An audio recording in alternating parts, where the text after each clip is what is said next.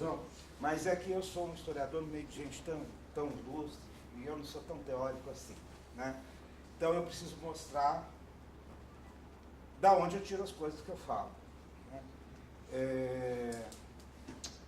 O Samuel falando, ele me fez uma série de... me fez citar uma série de coisas que eu vou falar para vocês agora. Que é, se é pertinente a pergunta onde é que está a defesa hoje, no século XIX, se nós pegarmos os documentos oficiais, relatórios de ministérios, discussão parlamentar, a gente não vai achar discussão sobre defesa. A pergunta há alguma discussão sobre defesa do século XIX? Pelas fontes, a gente diria que não.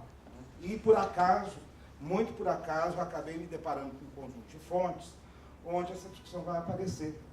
E agora o Samuel me falando, eu comecei a pensar o seguinte, né? As formulações do Arne Meyer sobre a persistência do antigo regime mostram, não é, uma questão importante, que são as permanências de uma visão aristocrática de mundo até pelo menos metade do século XX. Evidentemente, foi a Prússia, a partir de 1808, que criou o primeiro regulamento que obrigava a formação dos militares em academias militares. Né? Então, se nós pudéssemos falar disso, a gente vai dizer o seguinte: a discussão sobre defesa, ela não acontece nas academias militares, pelo menos no Brasil, no século XIX, se a gente pegar os programas, isso não aparece. Também não aparece na documentação de governo, não é? Mas quem faz uma reflexão sobre guerra, a partir da experiência da guerra, são os militares. Nós pegamos Clausewitz, Mahan, Jomini, não é? E, no caso do Brasil, e em outros lugares, essa discussão vai aparecer aqui, na imprensa militar. Tá? E que imprensa é essa? Ela já é uma imprensa que nasce internacional. Não é? É uma imprensa que já nasce internacional. Então, E decorrente do quê? Decorrente dessa rápida modernização tecnológica que ocorre após a Segunda Guerra Mundial. As mudanças são dramáticas. Se nós pensarmos, por exemplo, só para fazer uma analogia, se nós pensarmos que em 1990 nós usávamos programas WordStar, né, e que 30 anos depois nós estamos nessa situação que nós estamos, a gente começa a entender porque em 1950 a gente tem canhões, né, na artilharia, canhões com alma lisa, granadas sólidas e carregamento pela boca. E em 1870 nós temos túbulas torpedos, no espaço de 20 anos. Não é? Em termos de construção naval, na década de 50 começa a surgir o revestimento da coraça de ferro, no caso dos navios. Eu estou falando de marinha porque é o que eu estudo. Não é? E em 1880, 30 anos depois, a gente já tem um casco inteiramente de aço. Na década de 90, nós temos turbinas de propulsão e submarinos. Né? Então, uma mudança muito rápida, e essa mudança vai ser discutida, essas mudanças, e os elementos decorrentes dessas mudanças, vai ser discutido numa imprensa que já nasce internacional. E ela não é simplesmente, não se trata apenas do surgimento de periódicos em vários lugares do mundo, mas são periódicos que conversam entre si. Eles circulam, os artigos são traduzidos de um para o outro, não é? E os próprios periódicos são enviados, né, de um lugar para o outro. Não é? Então, esse aqui é um levantamento bastante incompleto, que eu fiz a partir do catálogo da Biblioteca Imperial, de 1857, do próprio Boletim do Centro Naval da Argentina, de Buenos Aires, de 1882, e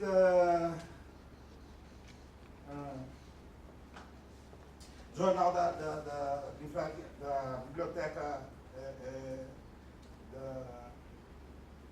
Biblioteca do século XIX, e o catálogo metódico da Biblioteca de Marinha. A Biblioteca de Marinha do Rio de Janeiro organizou, na década de 1870, um catálogo metódico com toda a produção, toda a bibliografia que tinha, né, e vários jornais, inclusive vários jornais internacionais, que chegavam no Rio de Janeiro.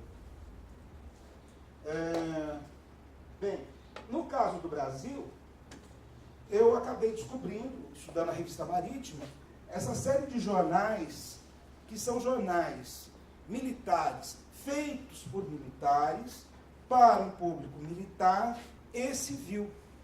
Não é? Por exemplo, a Revista Marítima Brasileira, ela é o periódico mais... Ele não é o mais longevo, mas ele é o que tem o maior número de edições. Né? Ele era distribuído gratuitamente no Congresso, no Parlamento, não é? para a Câmara e para o Senado. Eu queria chamar a atenção para o seguinte: se nós pegarmos esses periódicos até 1850, eles estão muito vinculados a uma participação dos militares nas revoltas regenciais, nas lutas regenciais, mas já vai aparecer lá alguma coisa sobre defesa. Tá? A partir de 1850, ocorrem duas coisas importantes. Primeiro, o encerramento do tráfico negreiro e o deslocamento da agenda de relações internacionais do Brasil para a região do Prata. Né? É quando a gente começa a se encrencar no Prata, mas, ao mesmo tempo, do ponto de vista da tecnologia, se a gente já tem, desde a vinda da família real, um mercado editorial bastante consistente no Rio de Janeiro, no final da década de 40, a implantação da prensa litográfica rotativa, aí a gente vai ter, primeiro, explosão das revistas ilustradas e uma grande dinamização da imprensa militar. Tá? E é uma imprensa militar que também já nasce em rede, porque já nasce traduzindo artigos de jornais estrangeiros e nasce discutindo com a grande imprensa do Rio de Janeiro. Né? Ela tem um diálogo nesse sentido. Então, depois da Guerra do Paraguai, a coisa vai mudar. Mas eu vou falar antes do que aparece aí. Então, já em 1833, nesse jornal Cidadão Soldado, ele está discutindo, porque tem uma sociedade militar que se mete nas lutas políticas, ele diz, e a Constituição do Império diz, os militares não podem se reunir a não ser com a permissão do superior hierárquico, porque ele deve obediência passiva. O superior hierárquico é o ministro da Marinha, que é um civil. Não é? Então, fazer um jornal significa o quê? Que esses militares estão se reunindo sem autoridade constituída. E aí ele diz, pode ser tolerável e consentido se houvesse uma associação militar com o fim de tratar de matérias científicas, como, por exemplo, tirar a planta de diversos pontos do Brasil, de tratar da maneira mais profícua da defesa do mesmo Brasil. Tudo com o fim de ser útil à pátria, apresentando ao governo diversos pontos de fortificações, etc. Né? Maneira de fazer a guerra defensiva nas nossas províncias. Aí a gente tem 1830, né? A década de 1830. Bom, essa daí é a edição da Revista Marítima Brasileira da década de 50.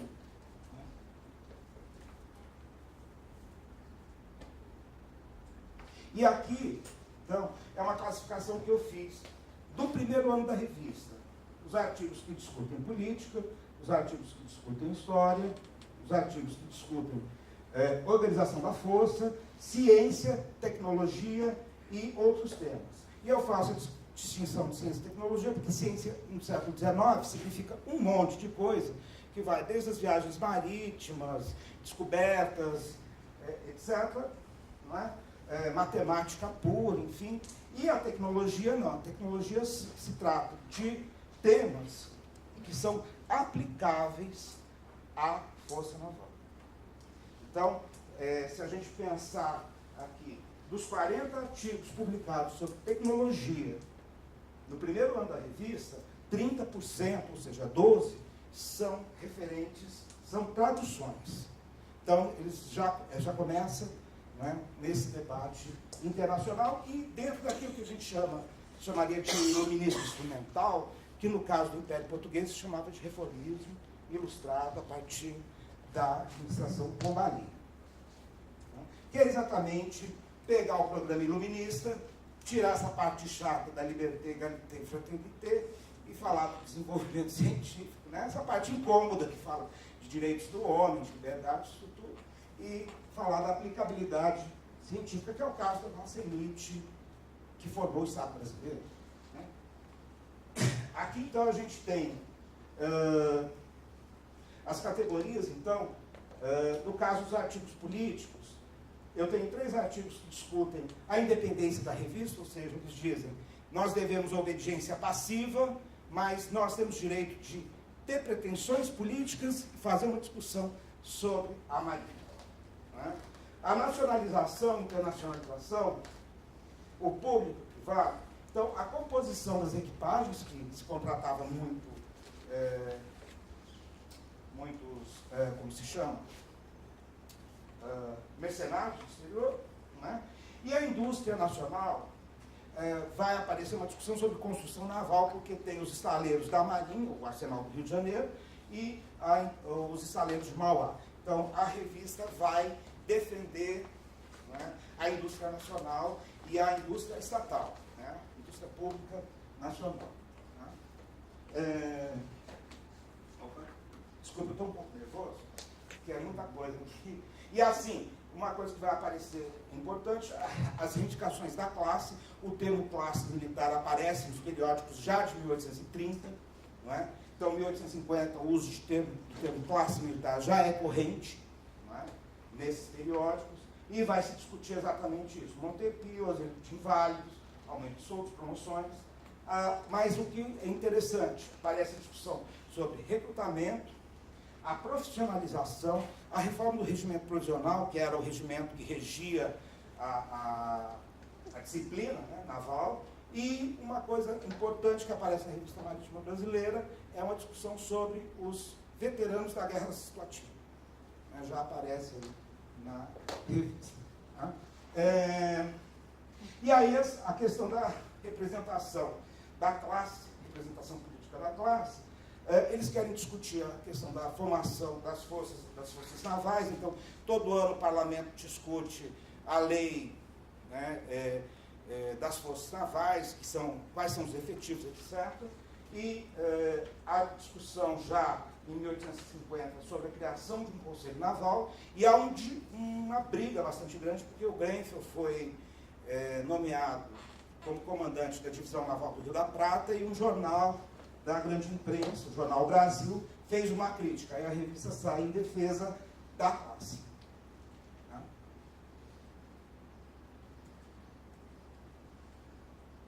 Aqui, então, só para ter ideia do tipo de artigo que ela traduziu. Né? Então, o que eu também estou chamando de tecnologia e de ciência. Então, por exemplo, declinação magnética está no campo da ciência, enquanto que um novo método para sondar a profundidade do mar, né, a tecnologia aí é tanto uma técnica, um know-how, quanto um aparelho, um device. Okay?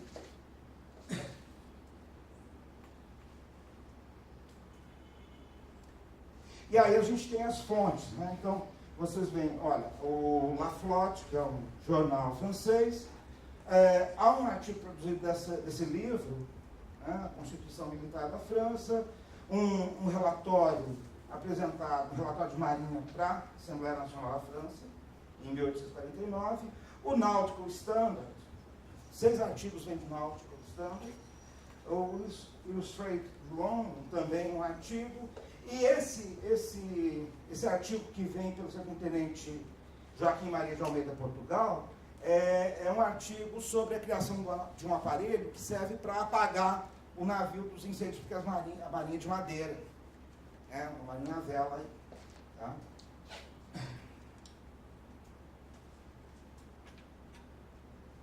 Bem, então a gente está falando dessa imprensa Em 1850, a Marinha tem 49 navios à vela, 10 vapores mistos de rodas laterais, misto, vela e vapor, e as rodas são rodas laterais. Né? Aliás, só para falar, quando foi criada a hélice, tem um extenso artigo sobre a hélice e a importância da hélice na navegação, traduzido pela revista.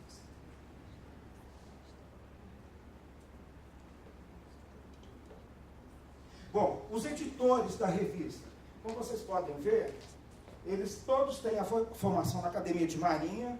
O Giacomo Raja Gabaglia, que faleceu em 1870, ele era do Instituto Histórico e Geográfico Brasileiro. Ele fez parte da primeira expedição científica, aquela grande expedição científica que a HGB faz para o Ceará, nos anos 50. Né? Ele faz parte, ele vai estudar construção hidráulica na Europa. Em 1858 ele fez parte da comissão IHGB, e em 1868 ele é reformado porque ele está doente, e ele morre 2 anos depois. O Sabino Eloy Pessoa, também, né, todos eles têm formação, ele foi bibliotecário, lente da Academia de Marinha, secretário do Conselho Naval, e em 1868 ele pede demissão do serviço da Armada, mas em 1881, ele volta como editor de uma revista institucional da Marinha. Então aí a gente tem a revista definindo o que é defesa, qual a função da Marinha. A função da Marinha é a defesa, então,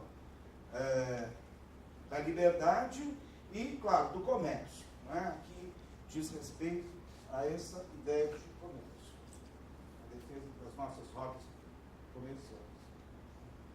No relatório de divisão naval do Rio da Prata, de 1863, que é feito pelo Francisco Manuel Barroso, né, ele vai dizer, então, que, primeiro, ele vai falar sobre o armamento, ele vai falar da importância, da rapidez e da importância da renovação do armamento, e vai falar uma coisa muito importante.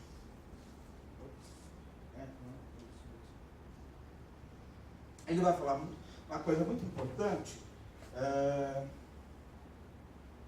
sobre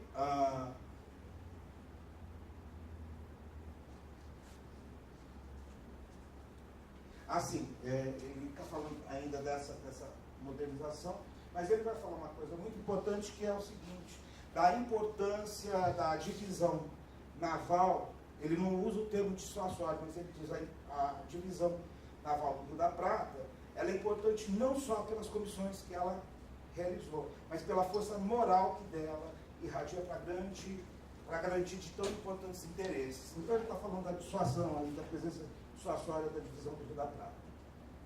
Bem, na Argentina eu levantei essas revistas, né, e esse número de edições são revistas que eu peguei tanto no Centro Naval quanto na Biblioteca Nacional, e aqui essas revistas, a Revista Militar Naval do Ministério, do Exército da Marinha, os outros boletim, estão vinculados às associações militares, o Boletim do Centro Naval, a Revista Militar Argentina do Clube Militar, e a Revista da União Militar, que é também uma associação militar. Essas revistas são predominantemente históricas, ou seja, eles fazem história da instituição, e são técnicas, porque eles vão discutir questões técnicas. Né? E aqui também eles também vão falar do dever da defesa e o que é a defesa. Né? Um conceito de defesa aqui, que é o Estado que indica a posição do seu território, dos cidadãos, dos interesses que tem que proteger. Né? Enfim. Aqui também, né, a Revista Militar e Naval fala do problema, está falando exatamente da questão do conhecimento, né, da difusão do conhecimento, e aí a gente tem também o Boletim do Centro Naval, né, também pensando na defesa como proteção das riquezas, do território, etc. Então, se a gente for pegar O que é defesa do século XIX? O que aparece em termos de defesa nessa documentação? Defesa aparece como, primeiro, o objetivo das forças militares, a definição desse objetivo, a proteção das fronteiras vinculadas à ideia de unidade nacional e as rotas comerciais, a ideia do progresso econômico. Um outro elemento, a dissuasão, né? No caso do Brasil e da Argentina. Um terceiro momento, a história da guerra vai ocupar bastante espaço nos periódicos e nos periódicos do Exército também. Então, a história da guerra tem essa função de criar a identidade da corporação e também do militar. A organização das forças militares, então a discussão de carreira, enfim, uma série de coisas, né, das instituições a serem criadas.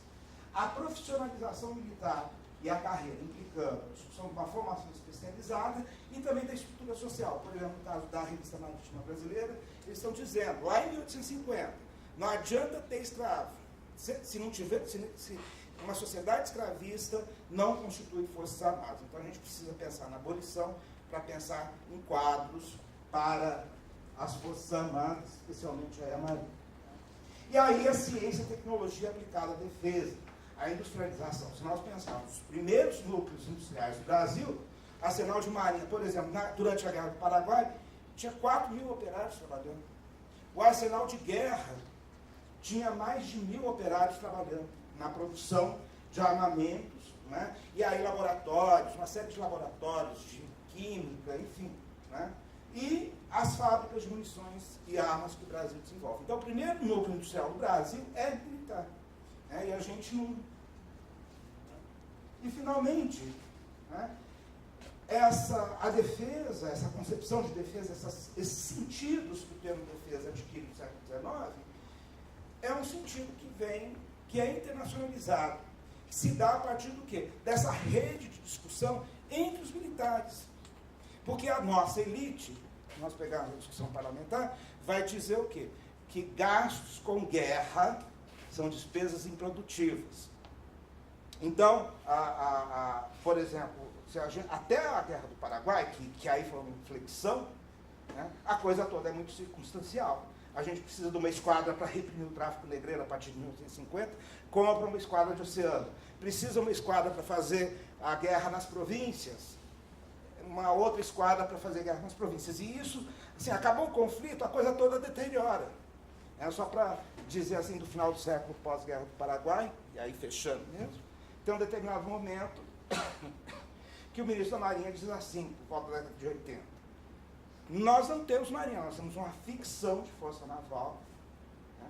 E os nossos navios são esquifes flutuantes, é essa a expressão, que a custo salvam os nossos militares de um naufrágio.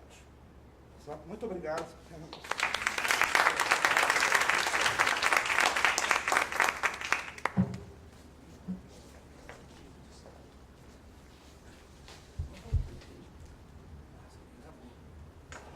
Gente, obrigado. Nós vamos fazer um breve intervalo, até 15 minutos. Aí retomamos aqui para a próxima mesa. Tá?